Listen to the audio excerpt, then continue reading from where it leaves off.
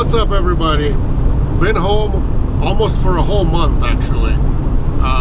Between no freight and between the breakdown, and then no freight after my breakdown and fixing. So today is the day. Today's the day that happened. I went and picked up a box in Post Falls, one of these, and this is going to the gold mine in Nevada. Crescent Valley, to be exact. What do I have left? 713 miles as of right now. Delivers direct non-stop. So they're waiting for me there. They need this thing real bad, supposedly. So non-stop, about 3 a.m. delivery time. So we're gonna keep on going. I left. I'm not even that far away. I'm like probably maybe 15 miles, maybe 20 miles out of town already.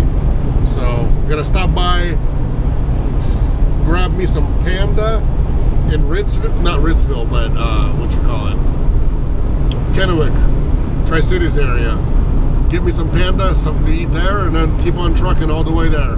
So going over there, not gonna be too many stops for you guys, but maybe on the way back we'll do something. We'll do something somewhere. I got my fly fishing pole in the back, so hopefully it's gonna be a good fly fishing day tomorrow, not today, because there's no time today. My ETA is actually 2 o'clock, but I gave him 3 o'clock just, you know, for the fill-ups and whatever else. Maybe a food stop if I need to one more time, or whatever the case is, but we'll see. Should be there by 3 a.m. Man, this Arrowhead started getting me again. Arrowhead gas station on I-84. Turn left onto the I-84 ramp, then merge onto I-84 East. Says 309, so I'm like, well, I'm tempted. Should I not? I got off. I thought, hey, I'm gonna fill up for 309. Says it right there. I don't know if you can zoom in. 309. So I pull up to the pump and it's 349. Well, I already got off the freeway, and I'm like little less, somewhere around a half a tank, I guess, or whatever. Just a tiny hair bit less than half a tank. And I'm like, man, I guess I'll just fill up now and then, you know, fill up somewhere somewhere at the end after Boise, somewhere out there, you know, like Mountain Home or somewhere out there. But yeah, and the last time I went to the gold mine, if you guys can remember, if you haven't seen that video, you should find it. But I almost ran out of gas or diesel, and was, you know, it was a big thing because I drove over 100 miles on my no gas, no fuel light. That much, up until I actually, you know, pulled up to a working gas station. So today I took like a 10 liter, because I've done a lot of installations of the, what do you call it, diesel heaters, and they all come with that 10 liter flat looking canister thing. I'll show you guys maybe later if I don't forget. But later on, before I get into Nevada, one more fill up. When I do that, I'm actually going to fill that up just in case, because so you guys know, if you are going to the mines, there's some roads, probably not all of them, but there's a lot of different roads that you're going to be driving over easy over 100 miles in Nevada with no gas stations, like zero gas stations at all. I'm not talking about just diesel, I'm talking about zero. I actually had a driver who worked with us who, I don't remember if it was his first load with us or not, but he actually went from California to the mine and actually ran out of gas. He says that because of the Super Bowl, the gas stations were closed. You guys think that they were closed? You can write it in the comments for me if there's such a thing. But a working gas station is a working gas station. Just because of Super Bowl, it ain't gonna be like, he said I stopped by like 3 or 4 of them and they were all closed. Well, if they're closed, they can take a card outside. As far as I know, I mean, this is USA. This is not, you know, this is not Mexico in the middle of nowhere or India. But hey, that is what it is. Climbing up this Cabbage Hill in Oregon.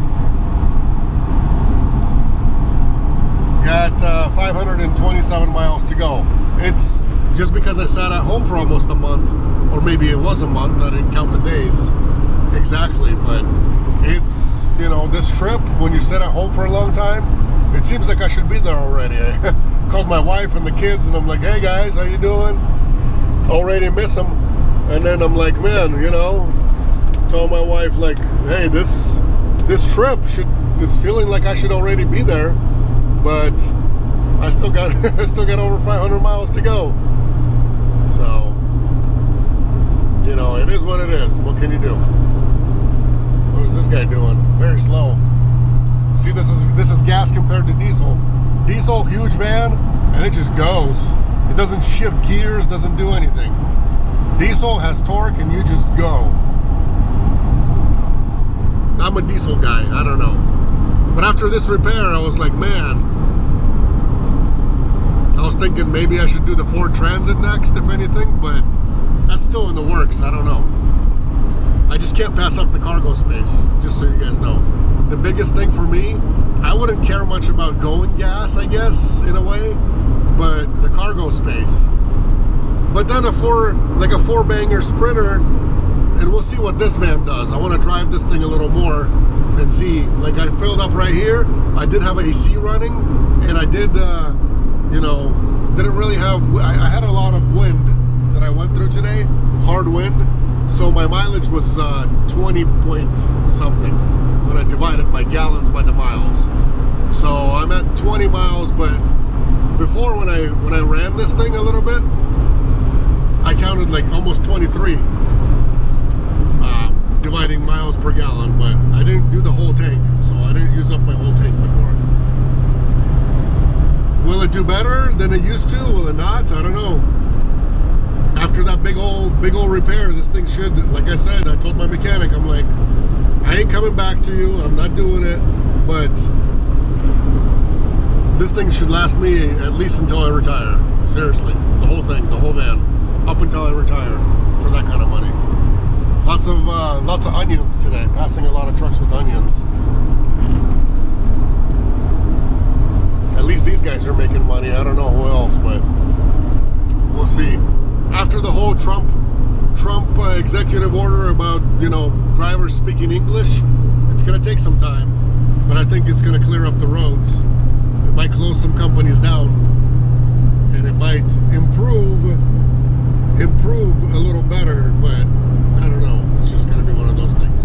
I think, like, if everybody would take initiative into it, like not just the law enforcement, not the Department of Transportation, but actually like shippers and receivers, to where they would just say, hey, you don't speak English, we're not going to load you.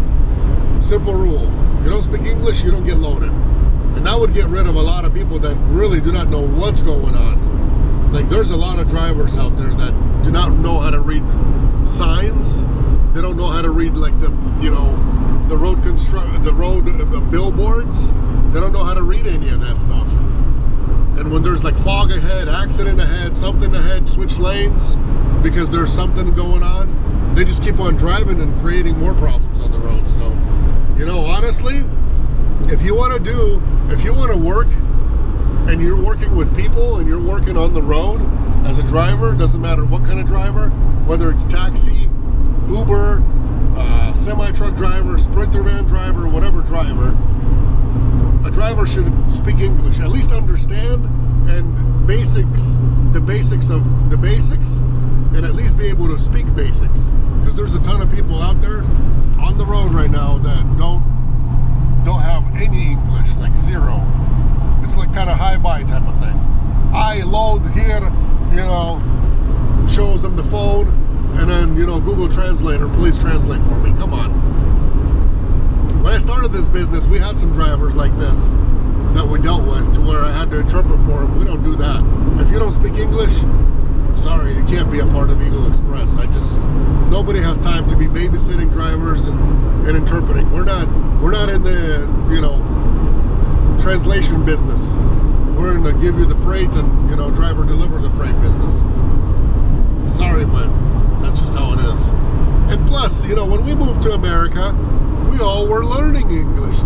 These lazy drivers are driving for 20 years in a truck or in a van, and they don't even bother to learn anything. So for it, man. I'm all for firing.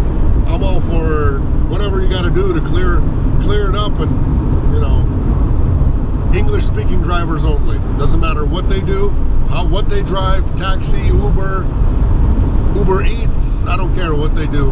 They need to be able to read basic English, write basic English, and speak basic English, and understand basic English altogether. That's my thoughts. You guys write in the comments, what do you guys think about that? I want some comments about this. Let's discuss this in the comments section.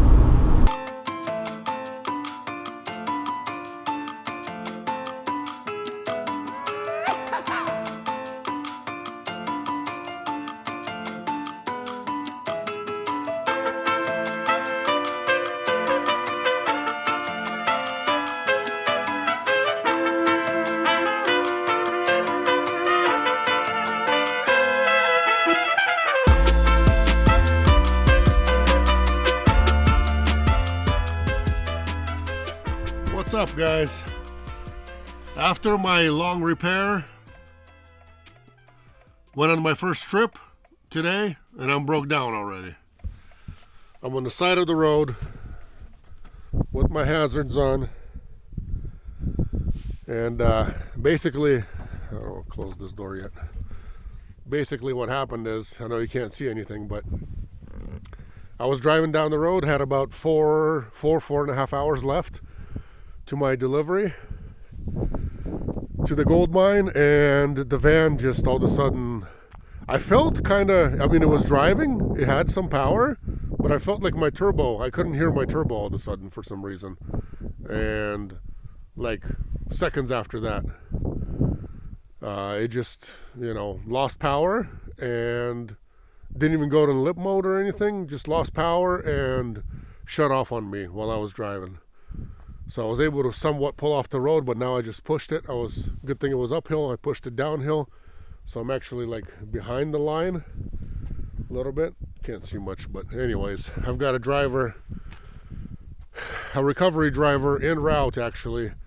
Thank goodness that he was able to do this, because otherwise I don't know what this broker would do, where they would be looking for the other recovery or anything like that. So yeah. And good thing that I have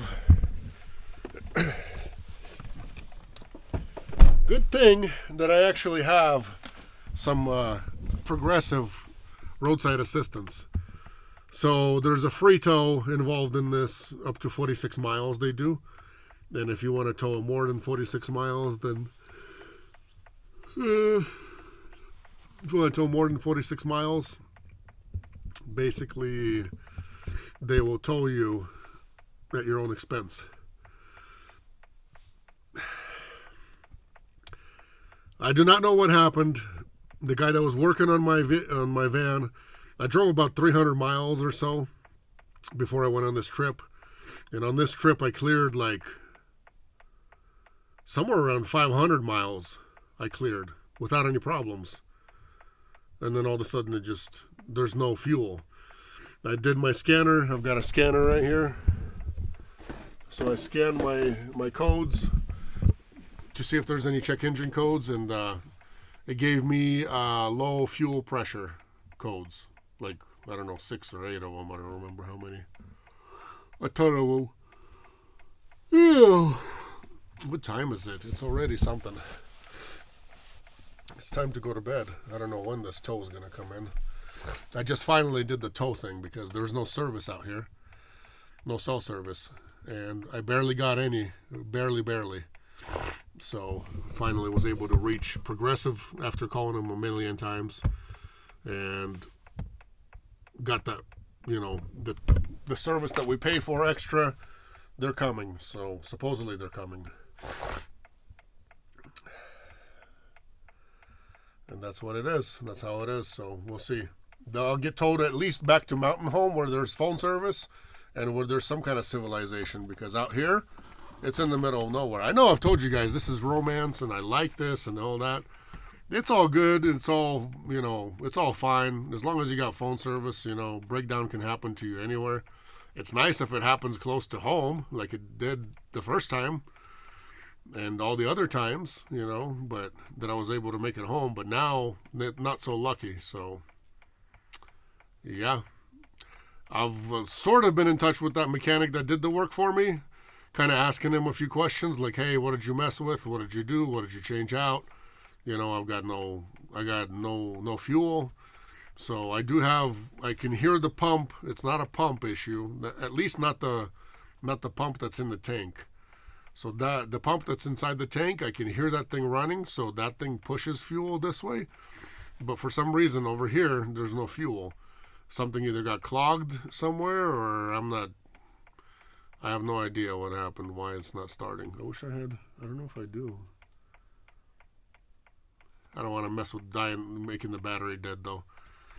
And I don't think I brought even the power bank in here or anything like that, just in case I need to charge my phone. So all around, it's one of them days, one of them nights in the morning. But I guess I'll update you guys on what's going on. My fridge has a battery in it, so I'll turn that off and maybe save the battery if in case I need to charge it wirelessly. I can do a wireless charge for this phone. But I do need to periodically kind of check, like, hey, did they text me? Is somebody on the way? Somebody not on the way? What's going on? Things like that. So, all right. Talk to you guys later, whenever I get a chance. Oh, there's 2 cars coming through. There was no cars, and all of a sudden now there's 2 cars. I actually had 1, 2, 3 people stop by. Probably like 6 or 7 cars drove by. There's a few that drove by that didn't say anything. But most of them don't even bother. They just keep going. But 3 people did actually stop by. So I should have actually, if I would have known that it's not going to start, who knows, you know what I mean? It could have shut down, and like you had a leak maybe somewhere or something, maybe some kind of electrical plug got unplugged somewhere for a high pressure fuel or whatever in the pump. But anyways, none of that happened. So I don't know if something got clogged up or whatever. I cleaned my system out before all this breakdown happened, and I probably shouldn't have done it. And I don't know if that's the problem or if it's something else or if it's just anyways.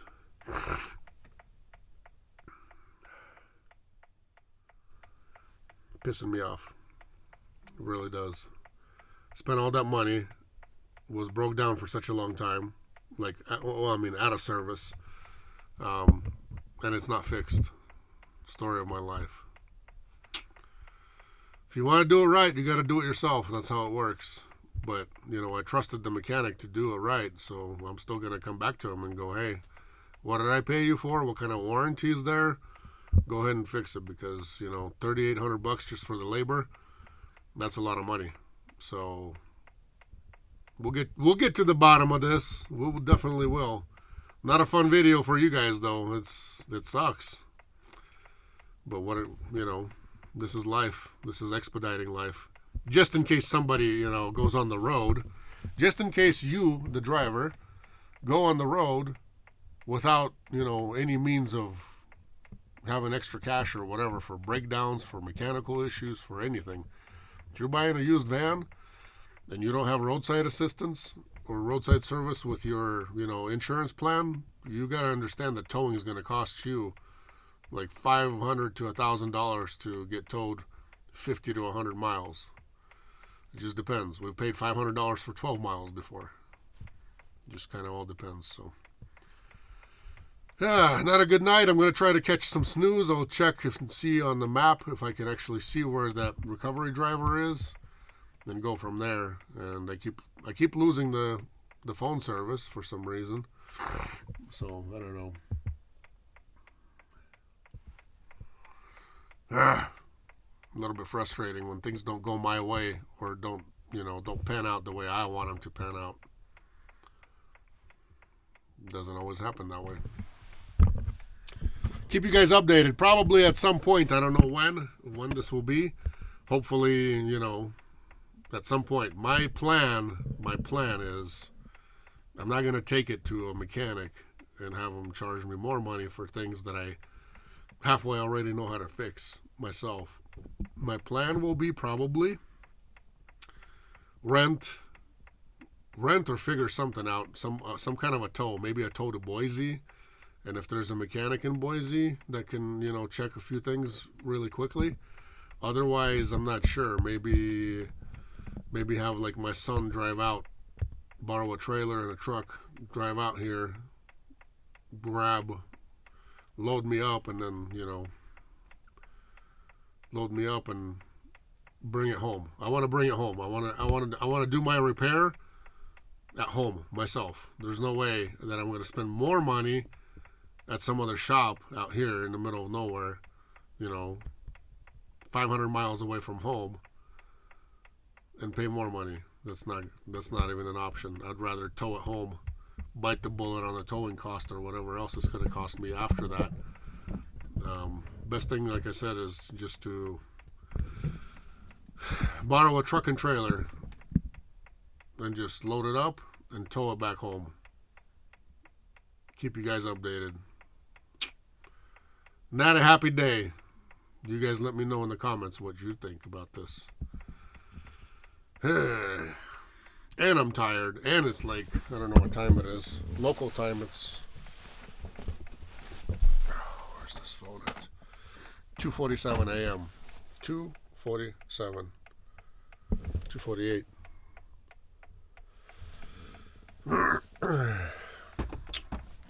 Hopefully that recovery driver is going to be here within the hour. Probably, maybe sooner. Maybe about an hour. Maybe we'll just catch an hour with the snooze. Hopefully I don't get hit on the side of the road over here by anybody. There goes my recovery driver. He just picked it up. Just gave him the box. He's on the way. Towing called me back. Or not towing, but the insurance, whoever, roadside assistance part. They called me back. Said we can't reach anybody. We're working on it. Blah, blah, blah, blah. So I don't even know when or what. I kind of want to keep my hazards on, but maybe not. Hopefully it won't drain my battery fully. Everything else is sort of off in here, so I'm going to put the bed down and just cuddle up and lay down and go to bed. It was like 50 degrees outside, but I think it's getting colder and colder as we progress into the night. 3:06 a.m. Gotta go walk, find service, tell broker that, we are, drivers on the way, and see how the rest of the night goes. Good night to me. I've had better nights, to be honest.